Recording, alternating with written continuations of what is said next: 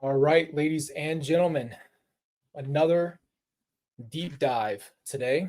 Um, Obviously, these both back to back are a lot. But with that being said, I think they're a good, necessary part of healing, and we'll get into why that is. This question is going to be answered in the same way. I have the same criteria for Lori. In our last video, as we spoke about Alex, the honest truth was, you know, we kind of answered a lot of questions without trying to for Lori. Um, I actually had someone just ask me today, it's interesting that a lot of people, a lot of family members of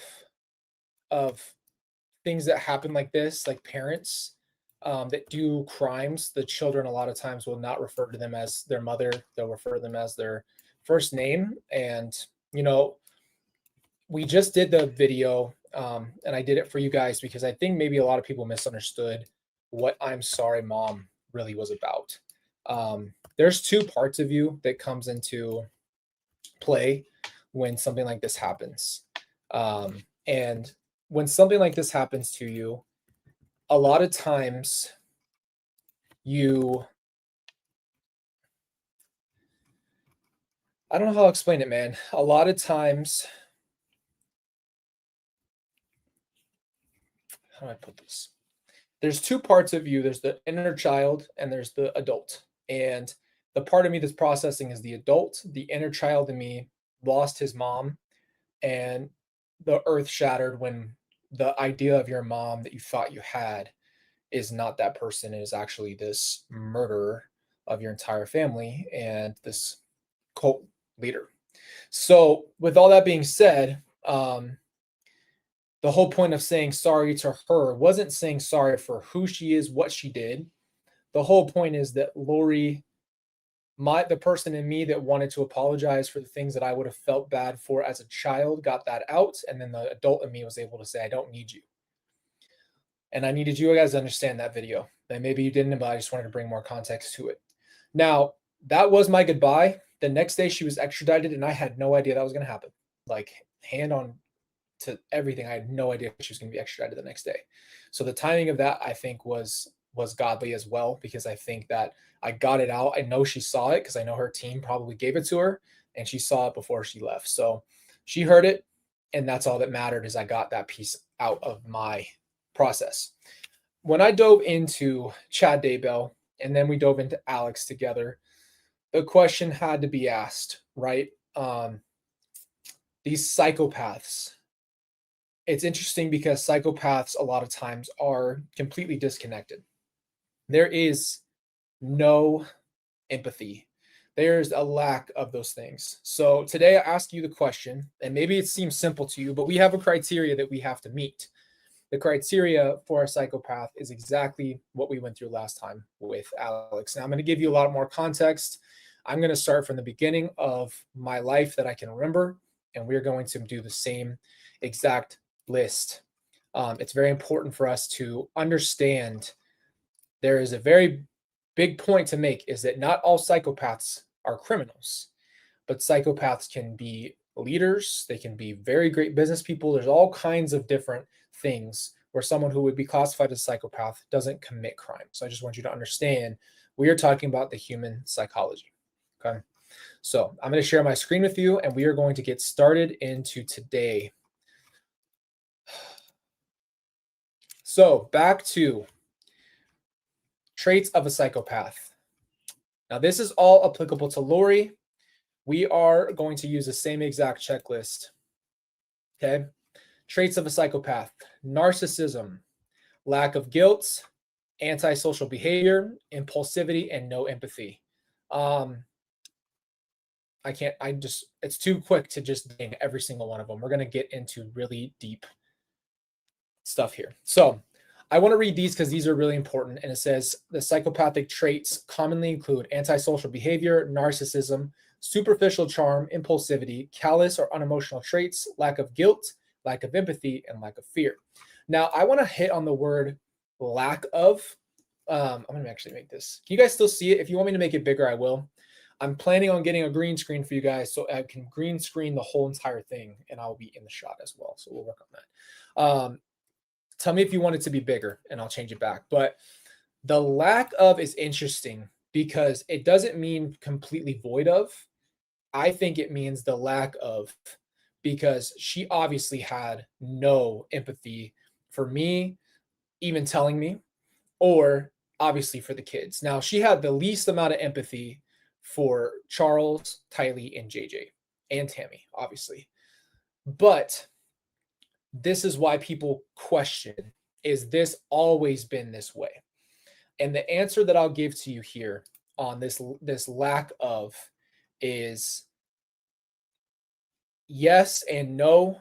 I think what we'll get into deeper today is that she was avoidant and very dismissive of her own emotions, didn't know how to regulate herself. And so therefore she was more dismissive of this feeling. She was actually over feeling and didn't know how to control her emotions. So we're going to get into all of that today. Now, there is a test. We talked about this last time, but to remind anybody who is new or watching, this is the test that we are going through right now. It's called the PCL-R. It's a 20-item inventory that assesses whether an individual exhibits certain traits and behaviors that could include psychopathy.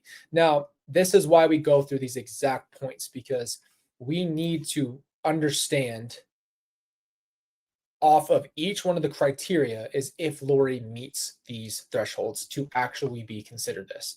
Now, I always have to give a disclaimer, not a doctor, I'm not a doctor, and I'm not a psychologist.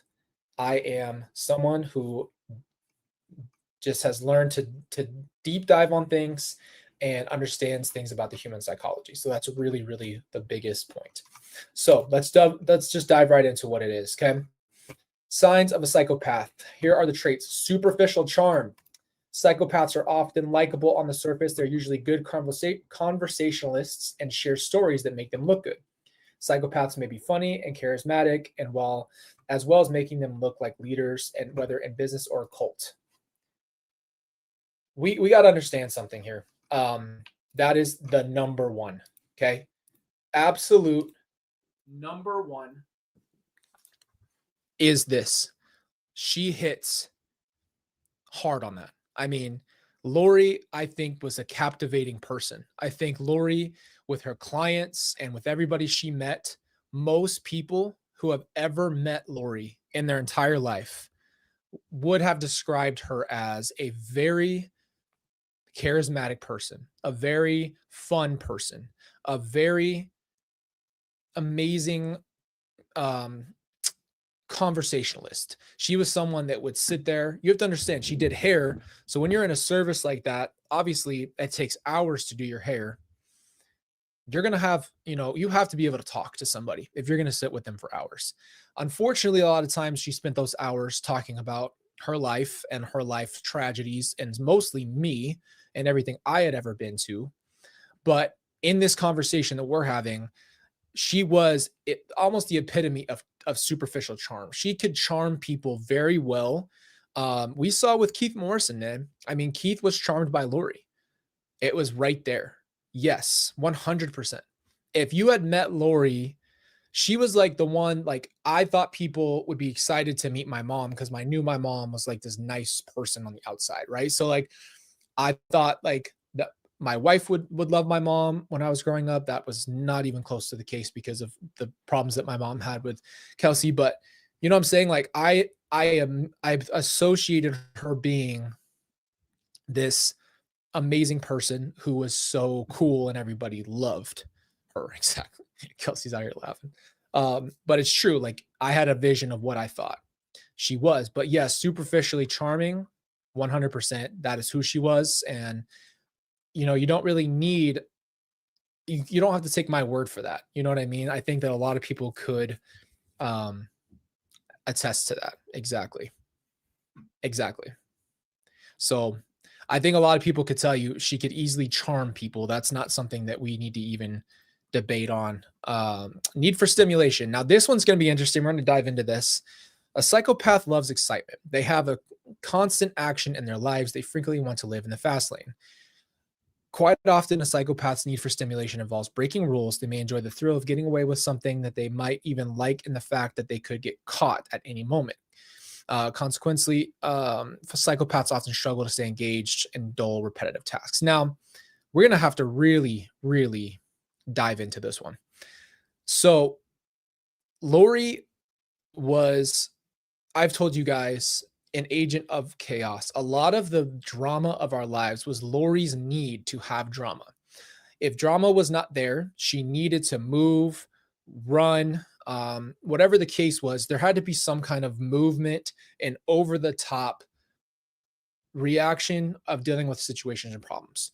So this goes into when we got to Arizona, the Disneyland trips, the movies. It was a constant problem because it was a constant need to be stimulated. And I called it the band-aid over the bleeding wounds. When we had hard times, instead of dealing with the problems and really sitting with it and working through the emotions and feelings of how it's really going, it's let's run away on a trip, or let's literally get out of the city and go see this, all these things that happen in our lives. It was a pattern of running and moving and having to get out of the situation rather than deal with the situation for what it was. So it was a constant movement. And that's why I think this need for stimulation comes in with being an agent of chaos, is that a lot of people, I think the stimulation doesn't just apply to like they said, breaking the rules. That might have been her later on. But we're going to talk specifically in the beginning. I think she always had this trait because even when she was young, she ran away. She got married young, got divorced young, got married again, kind of needed some kind of like pop life. I don't know if she was trying to prove a point. I don't know if she was trying to get something more. I just know for a fact that she did this when I was a child still. So that pattern never changed. Now, another point is at the end, you have to understand, yes, I think that they knew what they were doing was so wrong, and they knew the truth of how their crimes were going to be possibly noticed. And so I genuinely believe that they did have some kind of power trip. I believe that she started getting a power trip off of the fact that she knew what she did and ran away and knew she could get caught. I think a part of them was stimulated by this idea. I can't, speak on that for a fact, but just knowing her and then watching that progression into that place mentally, I think the part of her that already existed just got, accelerated. And especially when she did the things that she did with my family, I think that there was a high to her, that runaway feeling that she did with Chad and them, possibly getting caught. I don't know what they were thinking was going to happen, but this is why we have to hit on these things, because these traits existed early on, right? This was an absolutely early developmental point. This wasn't something that she just did at the end. So I think a lot of people have a misconception of who she was. They think she was just this normal mom that just broke bad. And I really think that there's a lot more going on in context. Okay, pathological lying. We don't even need to hit on this, but we are going to. Psychopaths tell lies to look good, get out of trouble. They're also known to tell lies even when it's easier to tell the truth. They also lies cover up previous lies, so they have the difficulty keeping their story straight. Sometimes as they forget what they've said, if challenged by anyone, a psychopath will simply challenge their story again or rework the facts to fit the situation. That's not even a question if she's a pathological liar.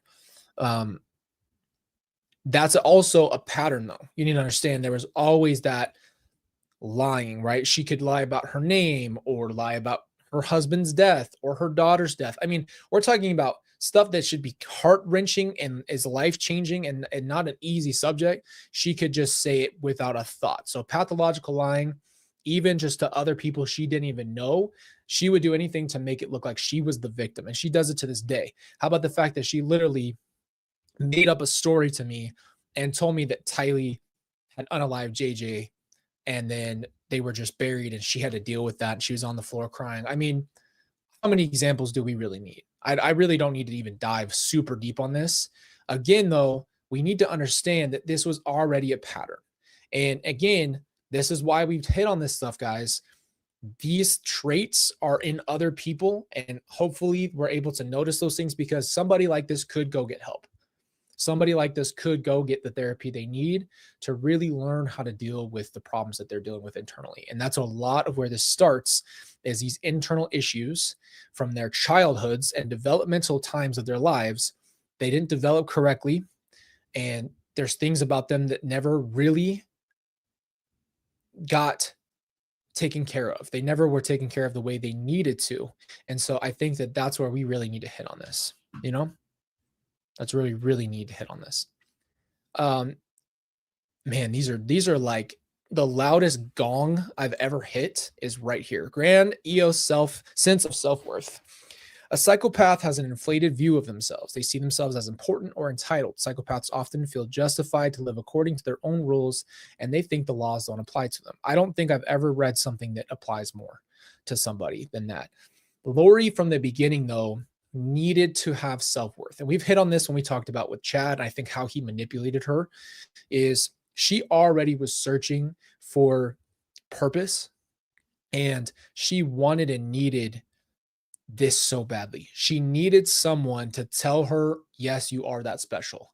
And I think all of the pop culture stuff that she was into, every time it was that person that's the normal person that kind of gets picked out of the crowd to become special, aka Twilight, right? This normal girl goes in there, right? And gets picked up by the vampires, and now she's got this extraordinary life. I think that this also existed because the narcissism that she had.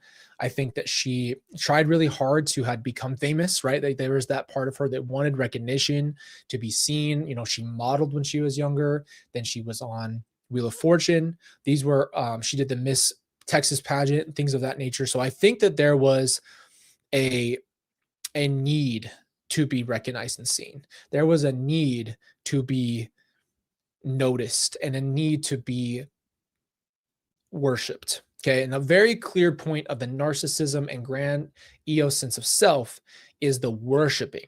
Like, some people like this really want to have a worshiping. They want people to like fall over them because the love that they crave is what they think that is. And that's how I see her, is she always craved real deep love and connection, could never find it, and always went to the wrong places. And so instead of that, she would rather replace that with this fame. And again, a part of me worries of the sickness that she really is that she did what she did, possibly knowing that she might get a level of fame. I don't know if that's true. That's complete speculation on my end. But from my assessment, I used to actually talk to her about this. I remember when I was 13 years old and I was really starting to study history. I was really interested in history. And history, like I said, some people genuinely do something bad to be on the wrong side of history. This is something I have said to Lori multiple times, especially the more I dove into it. I'm like, some people want to be a part of history, and the only way they can do it is to do something horrible. And so I know I've said that to her. So I don't know if that's actually a factor here, but we have to at least say that that goes into the self-worth part of it. She did not have that self-worth. See, I think the more that people try to get noticed and seen, and the more they put themselves out there, almost the more insecure that they really are. It's almost like a begging for somebody to notice them and know them and love them, because they don't feel that way. And so they beg for attention in different ways. And, you know, I don't know how she got to the God level. That's something that we could speculate on for the rest of our lives. But she met the right person who puffed her up enough to make her believe that she was a God level. But this desire and the self-worth and the narcissism already existed.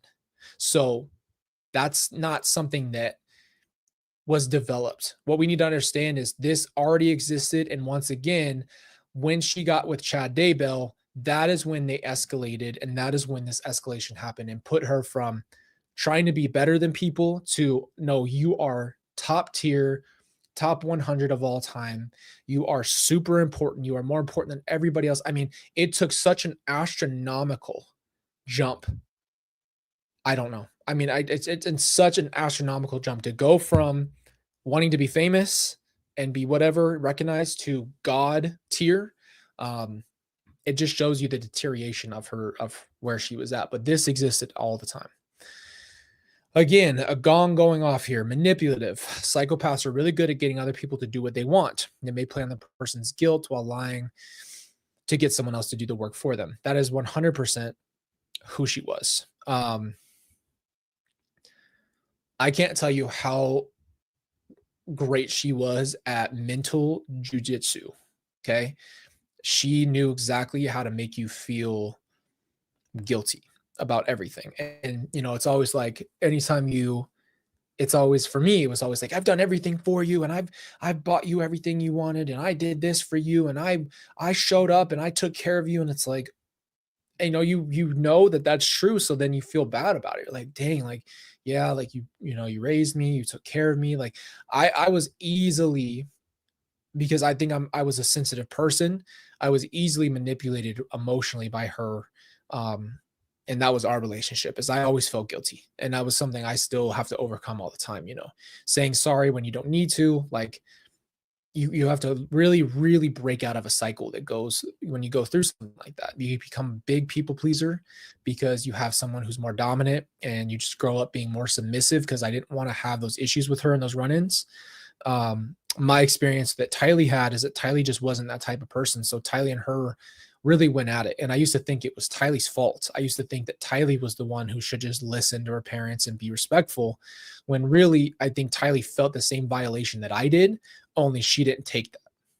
And that's exactly why we were so different, is that Tylee just didn't take it. Tylee was way too outspoken, to let, I think she knew even from a young age that she felt that how she was being treated was wrong.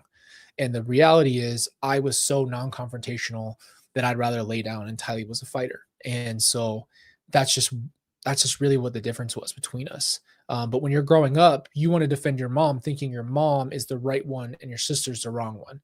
And it hurts a lot, because I told you guys, when I tried to, help and counsel Tylee, I was trying to bridge the gap, thinking that I could help them get back together.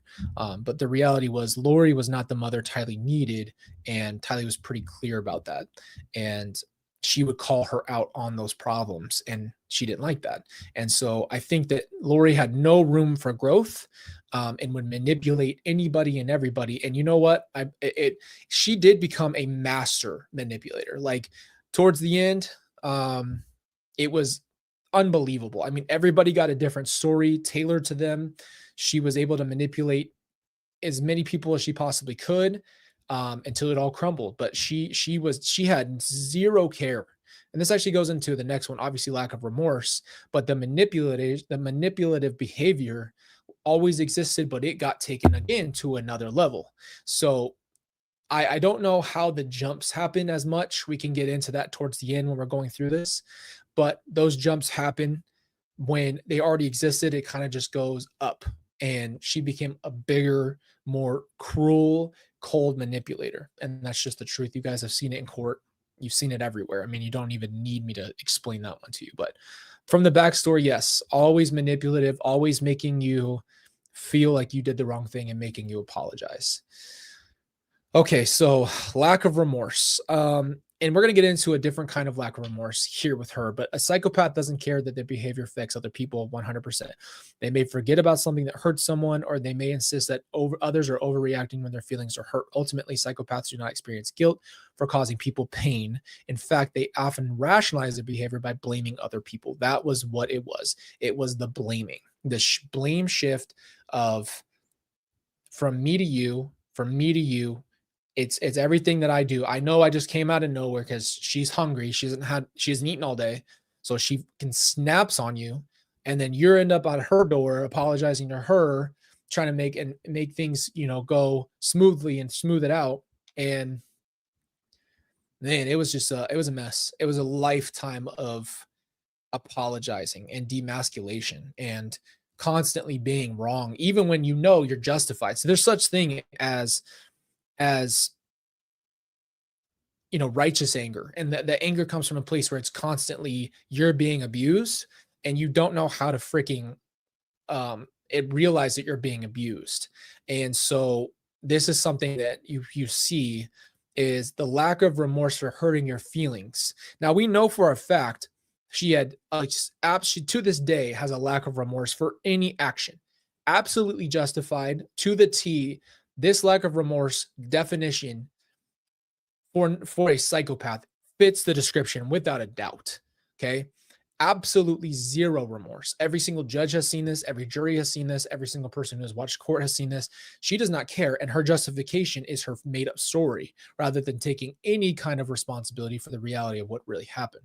So we're at a point here where there is nothing of remorse in her brain. And it's crazy. She loses zero sleep to this day. She smiles, she winks. She has been an absolute villain. And I think she embraced it. I think she embraces the villainesque. I think that she loves it. I think that she turned this into a movie in her brain. And it's just, this is me going off of knowing her from before and assuming that she has really pulled a lot of this from who she was into this new version of her. But again, lack of remorse for your feelings already existed. And when you can't acknowledge that you hurt your child's feelings at all, or your husband's feelings, or anybody else around you, and it's always someone else, you have to understand that that is going to be an easy path into lack of remorse for maybe bigger things. I don't know how this happens. I hate hurting people's feelings, and I really don't. I can't like chill until I have like tried to mend things with people. But I mean, sometimes other people just it doesn't work out. But the reality is it's really hard for me to hurt people's feelings. And so this one was really the one thing I know Lori doesn't want is she doesn't want people to not like her. It's about likability, but she doesn't actually want them to be okay. She doesn't actually want to tailor to them or like actually apologize. She really just wants them to not be mad at her. She doesn't like when people are mad at her. So it's very interesting because she will unalive someone and not give an F, but she gets upset when the whole world turns against her for what she's done. Again, it's never going to make sense to us, but she has a lack of remorse for others, but she wants people to be soft on her. She wants people to like her. And so I think once she realized people really don't like her, she thinks that everybody's misinformed and that they would like her if you got to know her. She just can't accept her own self. Okay. Psychopaths don't show many emotions, at least not genuine ones. I think this one is what we're going to get into. They may appear cold or unemotional most of the time. When it serves them well, a psychopath might exhibit dramatic display of feelings. They're usually short-lived and quite shallow. I think that is 100%. I thought she was overly emotional. Okay. Overly emotional. The reality was these were not real emotions. These were explosions.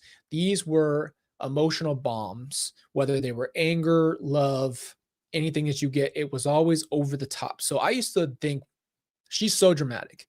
I'm like, you are way too dramatic for me. Like, if I say something simple, you know, you just blow your gasket. Like, it's just always an explosion. There's no chill in you. And like, you can't trust someone who just can't chill. And so that's what's really real about that one is I think that her emotions, knowing now where she's at, I think her emotions were always just so unregulated, but I really do think she did have a lack of emotion. I just think that she blew out. And I think maybe even maybe consciously knew that she did not feel the same way about things and had that coldness. And so that coldness almost made her feel like I have to show more. That's how I would describe it. Again, two big factors between Alex and her in this way are anger was always shown. Obviously, I'd seen Lori be sad lots of times, but it's more than anything, they were either angry or, yeah, I mean, anger is probably the number one most visible thing that you would see. Okay, lack of empathy. Psychopaths struggle to understand how someone else might feel afraid, sad, or anxious. It just doesn't make sense to them. A psychopath is completely indifferent to people who are suffering, even when it's a close friend or family member. I don't think we even need to get into that. But I will, because even the conversation I have with her, you can tell after years of getting out of this ring that I was in. I mean, it's breaking your conditioning that you grew up in. But after listening back to those conversations with you guys and the therapy that I've been through and just thought, thinking about what it was really like to talk to her, when I was able to really separate myself, I realized what a lack of empathy she has for anybody. And I think that was a hard realization in the time. I think you don't realize how much it hurts to see someone you thought loved you, that you loved, you thought loved you, that you thought loved your family, absolutely have zero empathy for any of the situation and almost worse than ever. Not it's not even just about taking accountability in this moment. This was a lack of empathy to the point where it was my fault. And on top of it being my fault for not being there for Tylee and JJ, it wasn't her fault. And so zero, responsibility taken and zero care in the world. And so that was like the moment I think that phone call really changed everything about the relationship. And that was the beginning of the break. See, the thing about for me with this whole situation with Lori is it's had to be breaks over time because you can understand now. The more we read this off, the more you'll see that these character traits all have their own effects. And she is hit on almost every single one of them. This is not an exaggeration. I'm just telling you guys what it is. This is what it was like. So I had to learn this is who she was and slowly break every single part of me that was genuine and had to reassess and understand what I actually feel and think about her because I didn't know who she was and I never knew who she was. I never knew her. And so that's a scary thing, man. When you say I've known someone for 29 years, they birthed me and I've been around them, but I don't know who they are actually, never knew what was going on in their head. It's pretty mind-boggling to think that way. But back to the lack of empathy, I mean, yeah, emotionally, what she did to my family, absolute zero empathy for anybody who was affected by it, except for her BS that she spit in court where we all need to heal. And she said one thing she said that's interesting is she said that not only does she say it's time to heal, but she said something to the effect of I mourn with you multiple times. So she said a lot of this mourning thing, how she feels it, that they're her kids, that she's mourning. So there's obviously some serious issues in her head when it comes to that, though. Parasitic lifestyle. Psychopaths have the sob stories about why they can't earn money or they might often report being victimized by others. They take advantage of the kindness of others by depending on them financially, and a psychopath uses people to get whatever they can, regardless of how it make the other person feel. So I just want to give an understanding. Yes, this is the truth because obviously when Charles came into the picture, Lori had been working as a single mom. She worked for a while they were married. So she didn't just quit her job and become, a stay-at-home mom. She actually worked for a while and did that up until, I don't know, a couple of years after they got married. So she was still working at the salon, bringing in her own money with him. Things changed, and I think he kind of just took over and said he would take care of the family. But again, she definitely, obviously, in this way, I think, is that she didn't really parasite off of Charles because they were married. Where she parasited was later. What she became with that parasite, this is why I think it had to exist in some way, is she was literally taking money and doing what she was doing so she could have money. And she got to a point where this is what she wanted more than anything. So she had always worked as a hairdresser and brought in money. And then she said, I don't want to do this anymore. And decided that it's okay to take life so you can have money. And so that parasitic lifestyle was not something that I saw that super existed because Charles provided the lifestyle that they both wanted. And then later on, she became the biggest parasite that you could have. I mean, there's nothing worse you could do. We don't even need to get into the details of that. She stole the money after unaliving her entire family. She wanted to unalive everybody for their money. I mean, this was as parasitic as it gets. This doesn't need to be really explained in that way. I mean, it's just crazy because it wasn't something that you could really truthfully say she did her entire life. That wasn't something that I noticed her trying to get everybody else to take care of her. She actually did take care of business and she worked. So that's just not a true statement. Monica says, please take Wrench Ray out for a drink and have yourself a strawberry daiquiri on me at CrimeCon. I love it. Yeah, guys, I leave early in the morning for CrimeCon tomorrow. So I got to get some good sleep tonight. Okay. So yes, became the biggest parasite. So that was more developed in a sense, but we all know about that. Okay, poor behavioral controls. Psychopaths struggle to follow rules, laws, policy much of the time. Even if they set out to follow rules, a psychopath usually doesn't stick to them for long. Again, lawlessness. This is where this always existed to some degree, but this, I think, over time changed because I think that this door was opened. This door was open for her, and she walked through that door and became this full blown, absolutely. I don't know how to explain this one.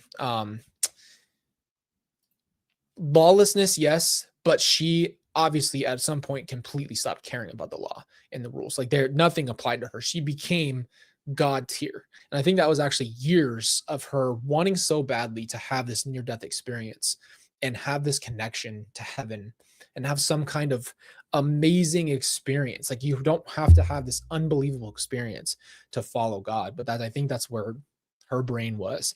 And so it's unbelievable that it went to this level. But poor behavioral controls in general, yeah, I mean, she was like a child. She was like a teenager.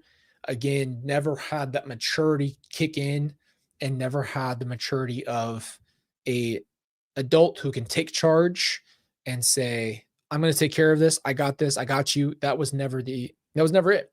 I grew up with the responsibility of feeling that way, even though I couldn't do it. I never really did 100% fill that role, but I felt the responsibility to be that. And so that's how I can tell you the behavioral controls really come in with impulsivity, erratic emotional behavior, and obviously lawlessness towards the end. But I think that she just hated anytime something real was there. I don't think she had her head anywhere other than the clouds her whole life. And I think that that's what led to a lot of this, is that her heads were in the clouds the entire time. Okay. Now I'm just going to have to be as objective here as possible. This is something I've had to work through a lot in my life with her. But this 100% applies to her. She 100% cheated on Charles and lied about it and told me Charles was cheating. And I have told you guys this, and this is just full disclosure. So this is going to be a lot to say. So if you guys don't want to hear it, you can jump off now. But I've had to deal with this as an adult. I've had to work through these problems, but I was definitely over sexualized as a son. I was told things as a son that you should not ever tell your child about being such a overly good looking man and being sexualized by your mom, almost in a sense of like how some of these people who come out and talk about like I've heard the only other people I've really heard talk about this kind of relationship is parents who have children that they push into like acting and modeling. What they do is they just kind of like objectify you as a child, and they kind of tell you things that are over, like these things you just don't ever say to your child. And so I was constantly told these things from a young age and constantly just sexualized, and you don't know how to deal with that as a kid. And so that's a hard thing to realize as a man. Like now it's like you would never do that. You would never say any of those types of things ever to your child, but that's just kind of one of those things that you have to deal with. And that's hard. It's really hard to realize that you had to go through all of that. And so a lot of different levels of abuse with her that I had to realize were happening without realizing. But you don't know anything until you grow up and you're out of it and you realize what was really going on. And that's the hard thing about abuse. You don't really realize you're being abused until later. lots of times.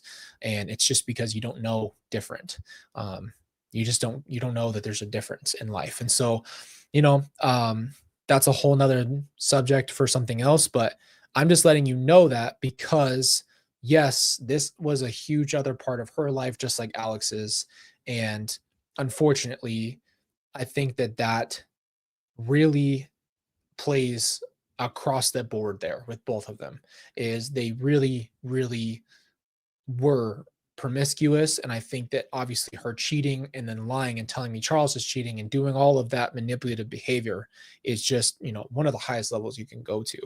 Um, I don't know how you deal with that. I'm still working through it, but that whole thing right there is definitely something that you have to learn how to deal with later on.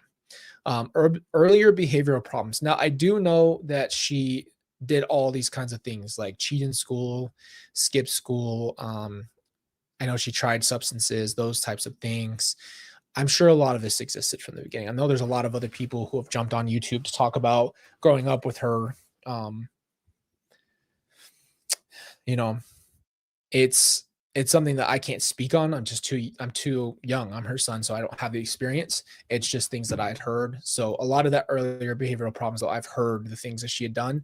So again, we have to keep going back to this place where this is early on happening and leading up into another point, right? So this is happening early on in life and it goes all the way through their life. It's unchecked and you know, it just keeps getting worse because they never get the help they need. So, yes, I think that this happened and it escalates over time, 100%. Lack of realistic long-term goals. A psychopath's goal might be become rich and famous, but quite often have little idea how to make these things happen. Instead, they insist that somehow they will just get what they want without putting in the effort that goes in there. I mean, that's 100% the truth. I think she thought because she was pretty, to people think she's pretty, so she thought that that would just get her as far as you can go. And I think that she modeled when she was younger. She went on TV. She did the pageant. I think that part of her thought, I can just do this.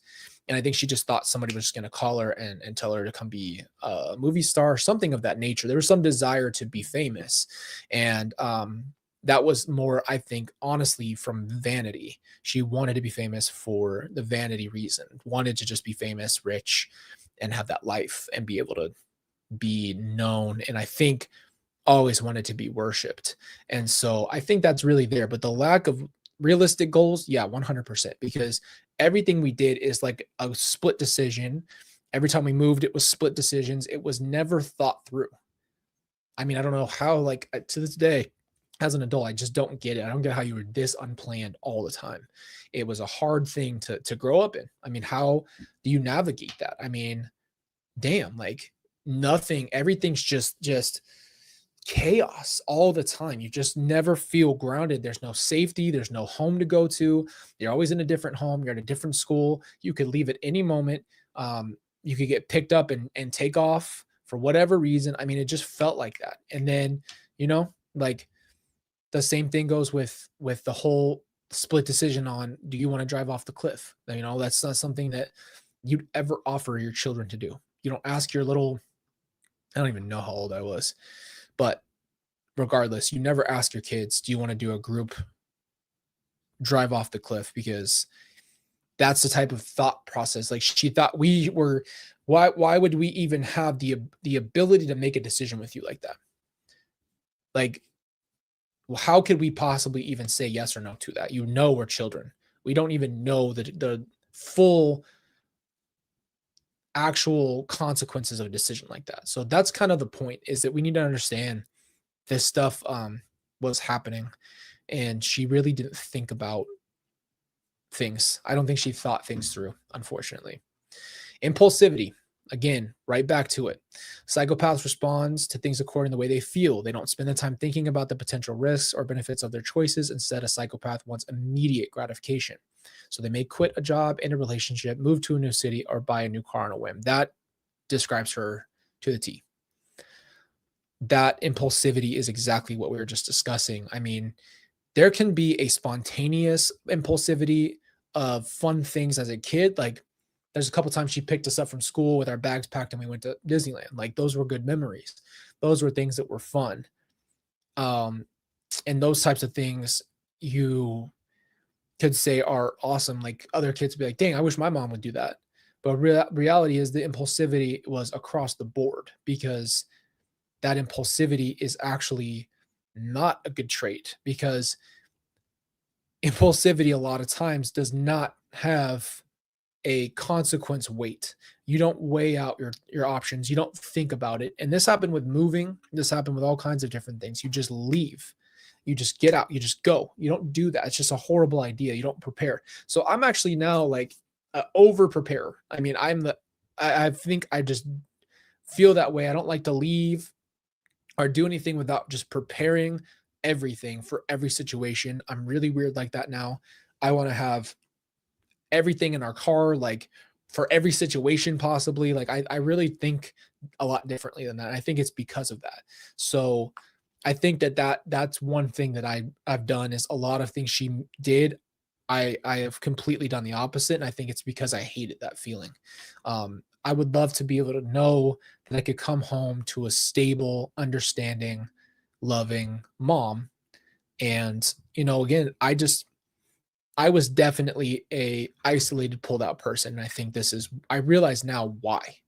Because I used to just kind of think, man, she's kind of crazy, right? She's just like so erratic, um, overly emotional. Reality, this is what was going on in the background. This is how she really was. Irresponsibility. Promises don't mean anything to a psychopath. Whether they promise to repay a loan or sign a contract, they aren't trustworthy. They may shrug off child support payments, go deeply in debt, or forget about obligations and commitments. Psychopath doesn't accept responsibility for the problems of their lives. They see their issues as being someone else's fault. Psychopaths frequently play the role of the victim, and they enjoy sharing stories about how others have taken advantage of them. This goes back to the beginning. Lori has never been at fault. And unfortunately, you can't learn, grow, or become anything if you cannot just say, dude, I messed up. For real. Like, I messed up and I want to be better. And I learned from that mistake. That's never going to come out of her mouth. And I've heard it personally. You've seen it in every way. Everything she did in court was to defend her innocence. None of us need to even ask the question if she's guilty or not. But we spent weeks letting her spend all that time, all that money, all that everything just to try to pretend that she was a victim. And in every interview she said afterwards, if I analyze those, hearing things like the justice system is set up to screw you, it's everybody else's fault, everything's a family tragedy. I'm Job. This was Satan's fault. I mean, you name it, man. You name it. Nothing about it is real. I mean, blaming Tylee, blaming Charles, blaming the victims themselves, saying that there is no victims, except basically her. And I think that was an interesting question. He said, "Are you the victim?" She said, "Well, I'm not saying that because she's playing the victim. She knows she's playing the victim." This irresponsibility, though, goes back to, I think, kind of coincides with the impulsivity. They kind of really round together for me personally. The irresponsibility really is like that things just don't apply to you. Like you don't apply to, and I'm gonna be honest with you. Like I had my rebellious phase with her as a teenager. I mean, I was a douche, man. Like I think I rebelled against her because I felt this way about her. And I remember like things like I called her on her shit. Okay. I just did. I started like I stopped being able to tolerate her anymore. And so the older I got, the more aware I was. So I became that snappy guy. Like, I mean, we were on our way to Disneyland and she's like, I'll turn this car around. I'm like, no, the hell you won't. You already bought the tickets and the hotel. You're not going to turn around. You're not going to do anything.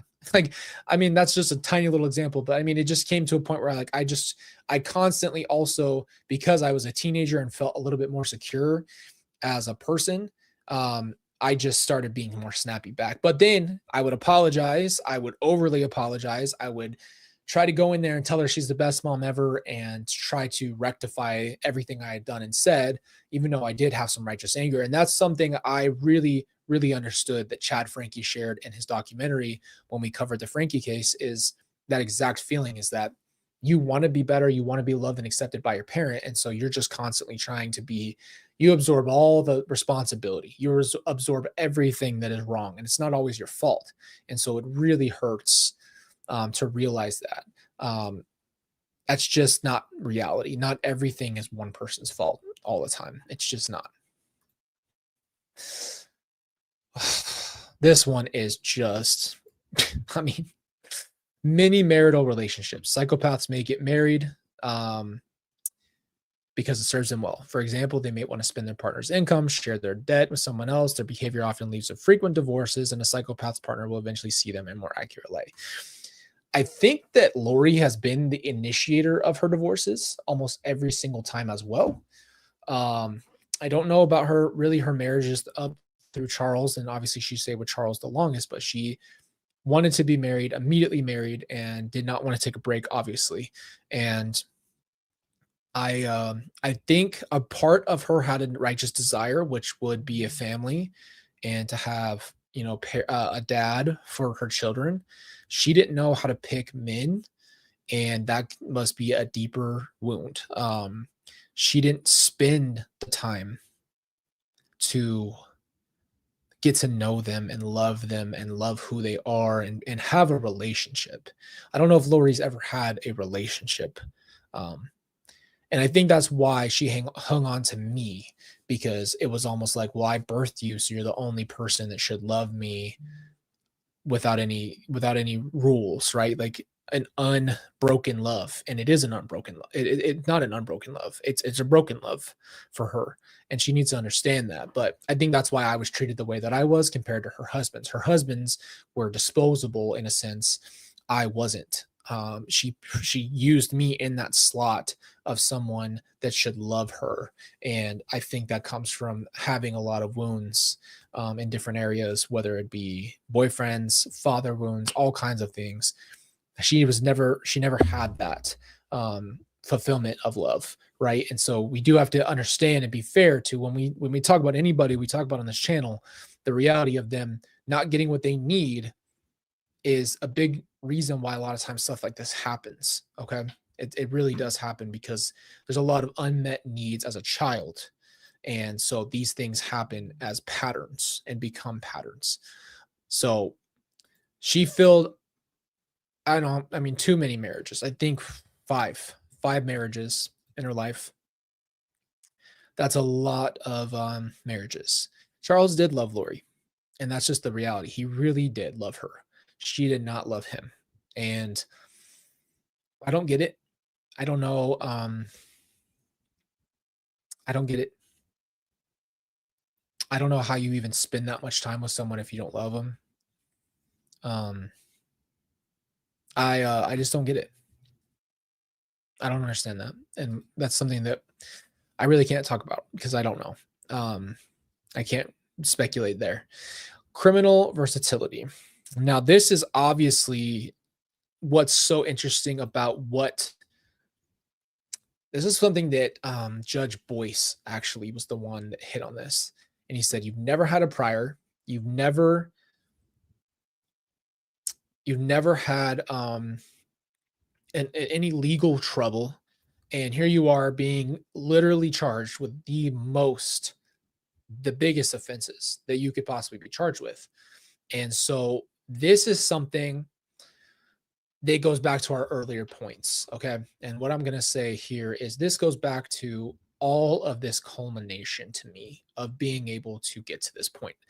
I think the number one question people ask me is, Colby, how did this happen? How do you think Lori got here? How do you think that this happened to your family, to your mom? And I'll tell them, well, it's not like a big switch. It's a bunch of psychological issues that all culminated to become one giant horrible mess. And in the worst way possible, it was the perfect storm for Lori and Chad and their whole group to come together. It was the perfect storm. And I don't think Chad would have gone this route without her. And I don't think she would have gone this route without him. I don't like this whole idea that there is one to blame. They're all to blame because you're an adult. You could have all these issues and still make choices. We make choices every day. And you know what? They wanted to be together. And the marital relationships and the criminal versatility go hand in hand here because Lori and Chad were willing to get rid of their spouses to be together. They were willing to do anything they could to be together. And so this is something that I don't understand. I don't understand why they wanted to be together so badly. But a part of what I've noticed for Chad is that he obviously just wanted, he was more lustful. And I think Lori wanted a man who she thought was actually godly, which is the exact opposite. But he also, the thing she had with him is that she had him wrapped around her finger. So he gave her the worship. He literally called her a goddess. I mean, this guy was a freaking, oh man, that dude was a P word at the highest level. But you know, he worshiped her, and again, she craved that. That's something we talked about earlier. She craved this psychological aspect of life as somebody to worship her, in a sense of submissive worship. We need to understand what we're talking about here. This is very, very Jezebel. Okay. And what we're talking about with the Jezebel idea is a charm, snake charmer that brings you in, that's willing to, and wants you to get on your knees and bow and do what they say. I think she had that with Chad because he wanted her so badly. He was so willing to be that for her that she got that. She got this worship that she always thought maybe she deserved. And so the godhood, though, to the next level of the godhood, will be a psychological thing that I will never be able to fully wrap my head around. I understand it from conceptually. I don't understand it because our brains can't wrap around it. But the versatility came in the end as well. You name it, what she was doing. It's not even funny how she did it. I mean, she really broke bad very quickly and made real life decisions. Now, I think these real life decisions were made based off of one major factor, along with everything we've talked about so far, is I think she was completely disassociated. And I mean completely disassociated from reality by this point. At this point, to actually go ahead and go through with it, her head was already in the clouds her whole life. Always was avoiding pain, always pretending everything was okay, until she got to a point where she could literally disassociate to such a level mentally. She's still doing it to this day. You can see it in her eyes. She will not accept anything that has happened. She's so disassociated that she's living in literal la la land. Okay. So this is how I personally believe that she got to the level that she did, where she was able to actually go through with some of the worst things that we could ever see in the world. And it's because I think she's so disconnected. I don't think she's as, I don't think she's as present as most people might believe that she is, personally.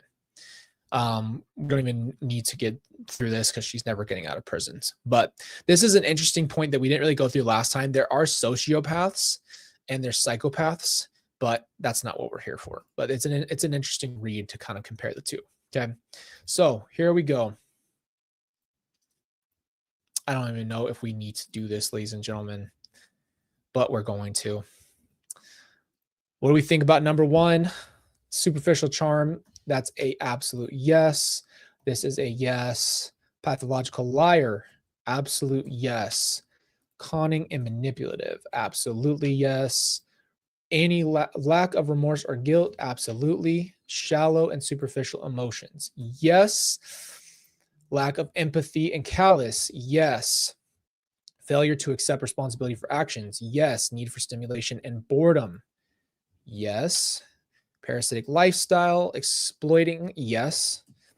Poor behavioral controls. Absolutely. Earlier behavioral problems. This is a yes only because there have heard a lot of stories. Yes. Lack of realistic goals. Impulsive. Yes. Irresponsibility. Yes. Juvenile delinquency goes kind of upstairs with what we already had, but yes, I mean, not to that point. Don't need to worry about this. And number 18, yes. Many short term, yes. And again, short term marital relationship partners, yes, because I mean, they got married and divorced. Yes to this as well. And that is the end of our list. So, um, I really don't think we need to ask ourselves too much more than that. This is the official test. Now, again, we could pull up her actual, and again, other professionals, I'm not a professional, other professionals evaluated her. They were very specific with what their criteria is. We cannot for a fact say that yes, she's a psychopath, but she checks every box in this. And I can give you examples to every single one of these things. They don't really need to even go into too much detail because some of the stuff you've seen. What I wanted you to have is an understanding that a lot of times this stuff is existing in the human being way ahead of time, maybe from the beginning. The disassociation, I think, is a trauma response. So when I said what I said in my video to her, it was, I understand you probably went through some serious stuff in your life and you should have dealt with that, but you didn't. And that probably led to more of your pain and problems, but now you wanted to inflict that pain on others for your belief system.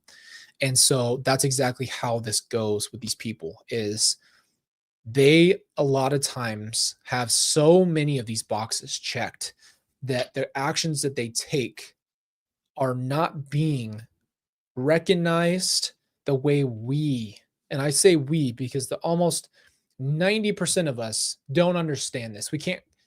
We don't know what it's like to have the emotionlessness. We don't know what it's like to be completely numb and completely void of these things. And I think that that's why a lot of this stuff captures people's attention is how in the world does this happen? Well, how did we get here? This is it, man. It started in the early parts of her development and led down the road. And every time things didn't go her way or things weren't going the way she wanted, more and more trauma piled in. And now you culminate the trauma, you culminate what somebody wants, their desire to be loved, and then their desire for possible power, money, whatever the thing is that they desire more. And you seriously mix it into a pot with a bunch of other BS.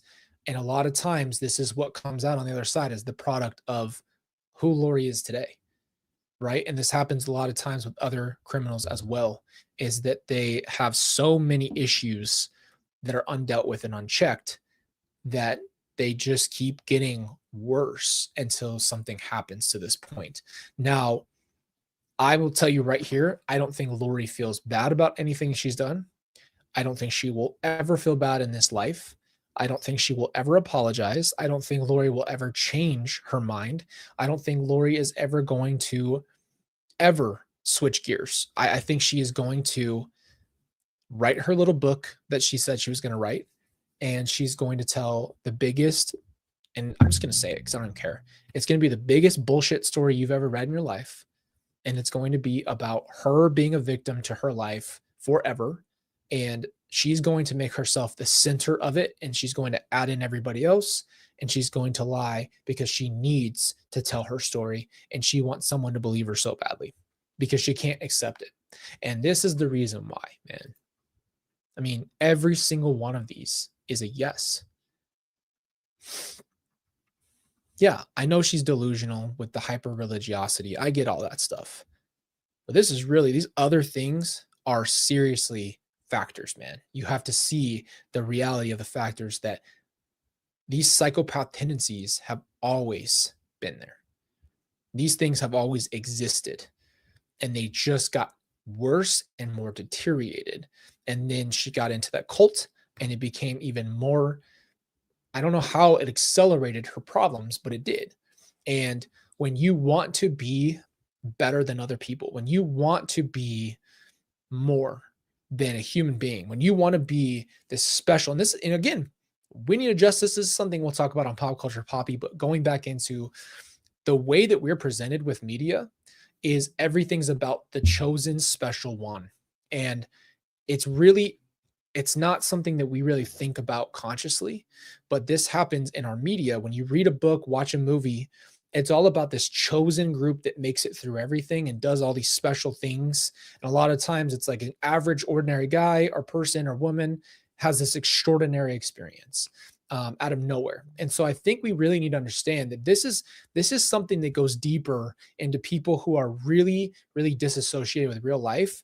They think that they are special, or if they're not doing this, they're not special.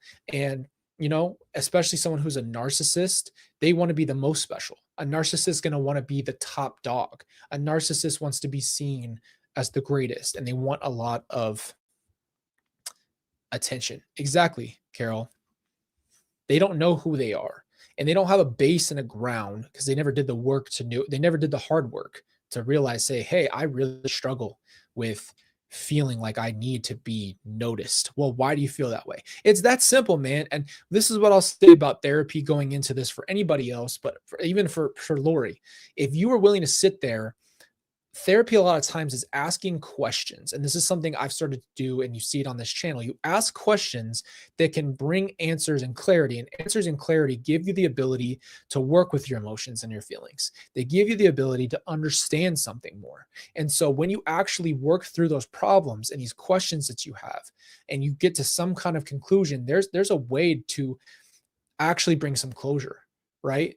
Why talk about it, why Lori is a psychopath? Because it helps me understand really who I grew up with. And now I have even more answers working for you guys. It helps me because it actually closes the point of, well, you know what? Some of these things always existed in her. And that could have easily led to the next point and the next fire. What we're trying to also really talk about in this, with all of these people who end up doing horrendous, horrible things, the reality is you have to understand people can go and get help. We're just at a point where I don't know why we don't do it. I don't know why people don't want to get help. I don't understand it. And it could be a pride thing, it could be a fear, but the more help you get, the more that you do things and say, hey, I don't have the ability to fix this problem of mine. I have a problem that I don't know what to deal with it. The better the world becomes. And, you know, you really have to understand that this is all it's about is mental help, and mental health is the most important thing I think in our world right now, because it's causing people to deteriorate, to make bad decisions. And again, yes, people have bad, some people have horrible thoughts and dark thoughts, and that's a whole nother discussion. But reality is there is a way for people to get the help they need before they do the worst type of things. And that's all that matters about this whole thing for me. The legacy that I want to leave for my family is not Lori. Okay. I know Lori was different, but guess what? That stuff existed. Whether people want to admit that or not, I don't care. I know what I saw. I know what I grew up with. So whether people want to pretend that she was the perfect mother, yes or no, she wasn't. Nobody's perfect, number one. Number two, I watched her. I grew up with her, and I learned how to be emotionally on edge and aware of everything she was thinking and feeling. And I had to live in an eggshell environment my entire life with her because I never knew how to operate with her. And that's not what we're supposed to be doing. So that's number one. If that is you, you can get out of it and you can continue to get better and realize that you have worth, and everybody should have a side. And I think we need to teach our kids to express themselves, to be loved and express their real feelings and listen to their feelings. I have to work on that too. I have to make sure I don't invalidate my kids by being like, I'm the adult, you're the kid. No, it's like listen to their feelings, really let them express themselves, because they need to be able to say what they think and feel, even if it's not, it's at their level. And that way they know they're heard, because that's a hard thing to do sometimes. Sometimes we just think we know better. Sometimes you just need to hear what your child is saying. And again, we all have an inner child, and that's a whole nother thing we have to work through. And again, I made that video for Lori from my inner child. That was a eulogy of what I would say to end this relationship. And that's fine with me. That's all I ever needed to say. I never need to go talk to her again. You guys need to understand this was at a point where I'm never going to speak to her again, never see her again. Some people might think it's easy or not. It's regardless of what you think it is, it's still a big decision to say I'll never speak to that person again. And I made that decision. I said what I needed to say, and I apologized for what I thought I needed to apologize for, even though it might not have been warranted. It still, for me, was like getting it off my chest, so I never feel that way again. And then that's it. You leave it, you get it out, and you're done with it. This is why I told you guys, I posted on our community tab that um this is going to be like the last deep dive I really do with her. I mean, I don't really see the need to continue. You guys see what it is, um and you see that this is something that um this is just reality where you work through it, and you're an unfinished work, and you just keep trying. That's all it's about, man. It's about keep trying every single day. Try to be better every single day. And you know what? It's so hard because yeah, that's my mom and my family. And all she had to do was make a better decision, even if she was struggling with all this stuff. And it's just hard because you see someone make those wrong decisions and hurt other people because they're hurt. And I can't, it's hard for me to see it, but I'm seeing in other people's cases, man. I'm seeing people hurt their own loved ones because they're having such a hard time mentally. They need to go take care of that stuff, because that would change and you'd stop hurting everybody else around you. So it's really hard to see that. And it's unfortunate because it was too late for me to, I couldn't have fixed it. And I know that that's not my responsibility. I'm not trying to fix Lori, but it just sucks that that was not her approach. And so you just got to try. You got to try to be better, try to be more aware. And we're all here to be humans, not act like we're perfect. And I'm not going to ever sit here and try to tell you guys that I'm perfect at anything. I'm not. I'm not even that great at a lot of stuff. I mean, I'm just learning every day, and I try to share the lessons I have with you. That's it. You guys are a great community, and I love you. And this is why we are here, is to learn from each other. So I appreciate you guys and love you. Thank you for being part of this today. I'm leaving for CrimeCon early in the morning, so all of our videos and lives, everything this weekend is going to be there. I'll probably be posting on our community tab, and then our videos and stuff. We'll have some interesting lives, I'm sure. If you guys are interested in the panel, I'll tell you now, just in case you are, there is going to be a live streaming of the panel. I don't know how it works. I'll try to see if I can post that on the community tab. I don't know if they're going to make people pay for it or not, but there's an ability to watch it. I just haven't looked into it. I don't know if they've ever live streamed the panels before, so that might be a new thing.